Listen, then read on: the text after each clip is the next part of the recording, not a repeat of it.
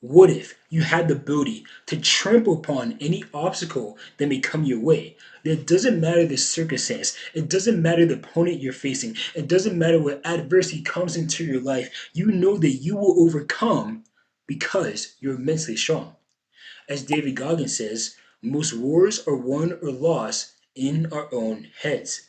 See, the key to mastering your actions is taking control of your mind because your actions are a product of the thoughts you consistently have. Better thoughts, better actions. Worse thoughts, less consistent actions. And by having better actions over time, you'll get better outcomes. You'll get better results for yourself because good outcomes are the product of consistent positive behaviors.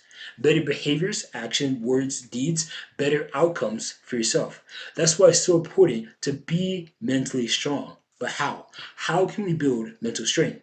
Well, in this video, I'll share with you three things that you can do to become more mentally strong. If you do these three things, you will be mentally strong. So, what is mental toughness? Mental toughness, as my basketball coach described it, is your ability to do something despite how you feel. So if you can work out even though you don't feel like it, if you can study, if you can eat that food, if you can talk to your wife even though you don't always want to, you're practicing mental strength. So how can we build more mental strength?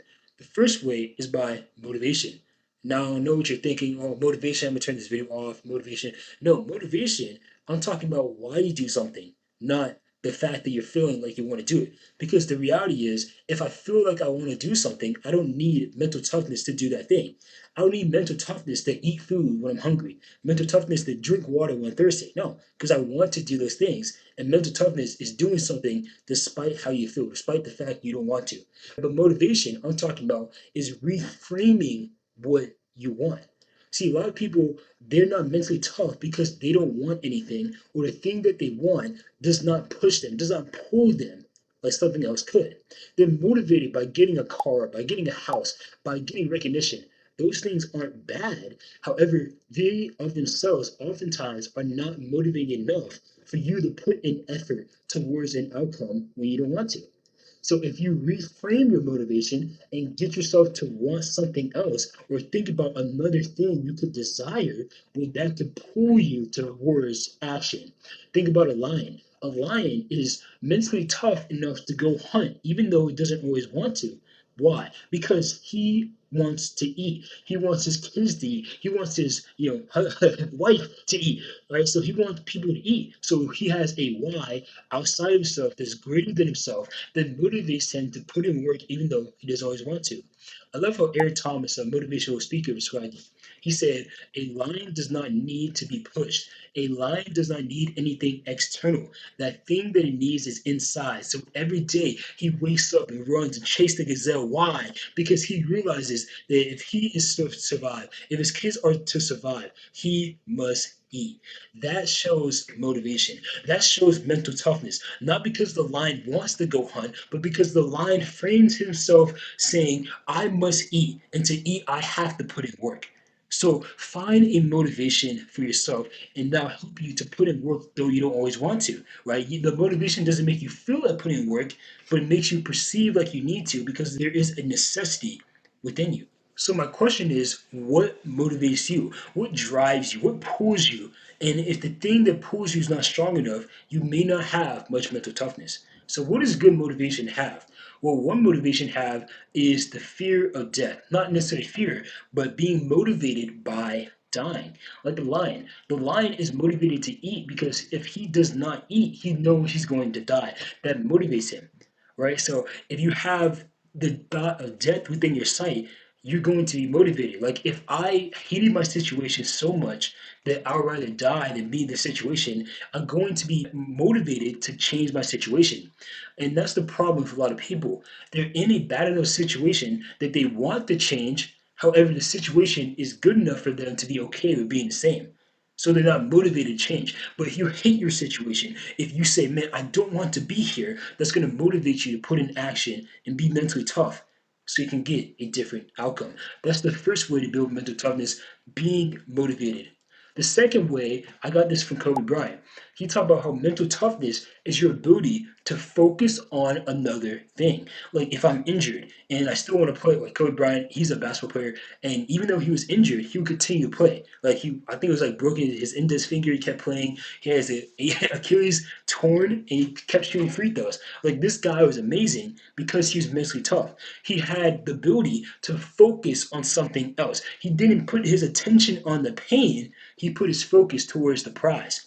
And that's what we need to do as well. To build mental toughness, change your focus. See, oftentimes, if I don't want to work out, I focus on the fact that working out is going to be painful. Working out is going to be just annoying. It's annoying going to the gym. I have to drive there, go say hi to people. And if I focus on the bad, I'm going to become more aware of the negative factors that come into play when I worked out. And that's going to make me less motivated to do so. And it's going to take an extra pull of mental toughness to do so. But if I focus on the positive of working out, I'm going to get stronger.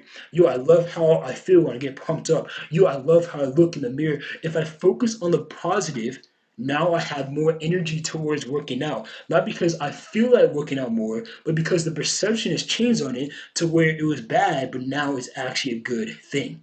And that good thing gives me the mental toughness to do the thing. I talked about necessity, how something needs to be a need. It needs to be a perceived need for you to change. Like my situation is bad, but it's not a need to change, I'm not going to change.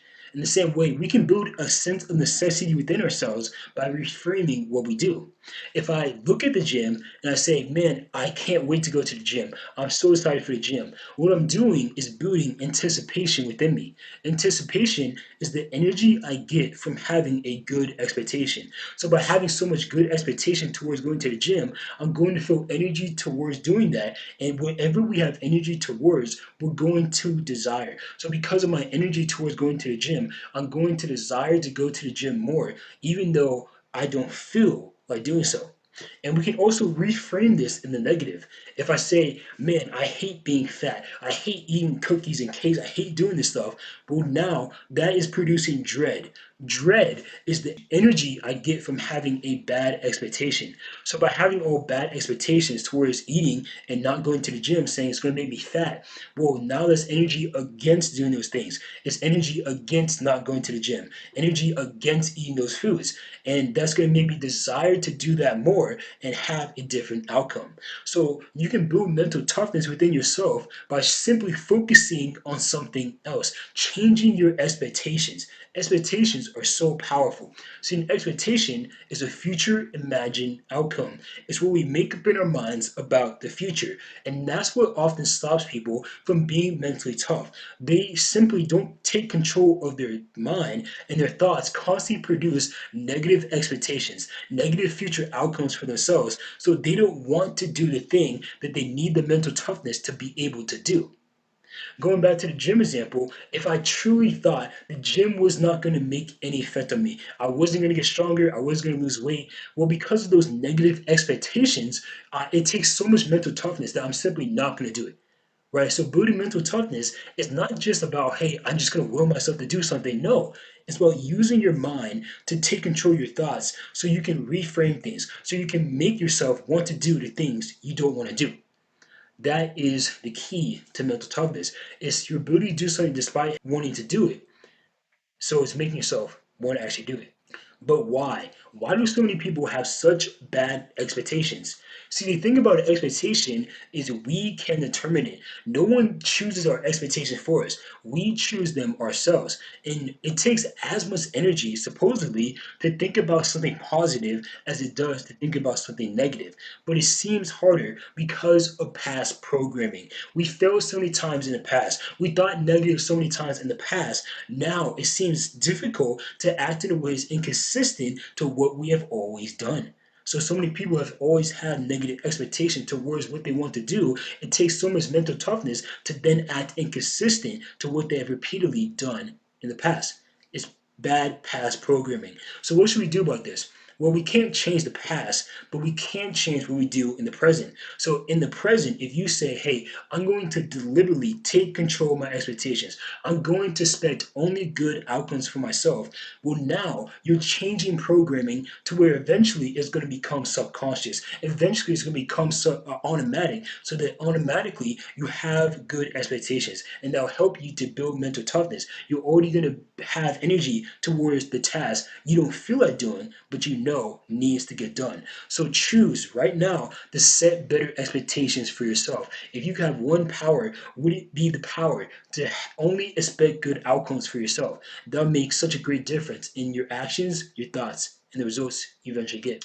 Now, the third way to build mental toughness is by mastering your mind, taking control of your thoughts, only allowing yourself to meditate on good thoughts rather than bad thoughts. See, I don't know about you, but a lot of times bad thoughts come in and I can't control it. It's very frustrating. It's like thoughts of lust, thoughts of pride, thoughts of judgment, and I hate it, right? But though I can't determine what thoughts come in, I do get to choose what thoughts I take out, what thoughts I meditate on, what thoughts I choose to allow to stay in my mind.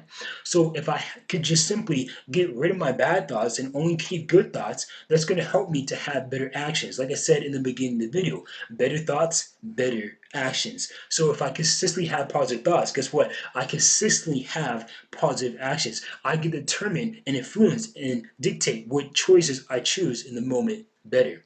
So how do we take control of our mind? Well, I love this frame I got from my pastor. It's an acronym called ACT. It's awareness, capture, trade. It's when a thought comes in, you become aware of it. Step one, become aware of what you're thinking about, notice it. And then step two, you capture your thought. It's like you're meditating on it. It's like you're thinking about it. You're testing it and saying, is this thought profitable or is it bad? Is this something I should think about or something I need to discard? So you're basically testing the thought you're aware of. And then if you think it's bad, you trade it out for a different thought. You say, hey, I don't want this thought anymore. I'm going to think about something productive, something constructive, something positive instead. So you trade that thought out with a different thought because your mind can only think about one thing at a single time. So by trading out, you now on the positive. So if you do those three things, if you find a way to motivate yourself, if you find a way to expect the better, focus on what is good instead of what is bad, if you only think about positive things, productive things, you're going to have more mental toughness because you are exercising mental toughness. The more you do it, the better you get at it. Just like any workout. If I'm working out, it's hard, 45 is hard, then I can do 65, 85, then 225, then 315. Why? Because I trained myself to get better. In the same way, your mind is like a muscle. You have to train it to improve it. And when you do so, you're going to get better results because good outcomes are the result of positive, consistent behaviors. Mastering your thoughts and your actions and your words. When you do that, the outcomes will follow. Thank you for watching. Hope this video helps you in any way. If it did, feel free to subscribe, like, comment, do all that stuff. Also, I wrote a book. It's called Controlling the Controllables, How Anyone Can Become Influential. And this book teaches you how to become influential. And the message is when you control, you can control, you influence others to do the same. So if you want to copy this, my website is called austinmurray.com. Get yourself a copy. But thank you guys for watching.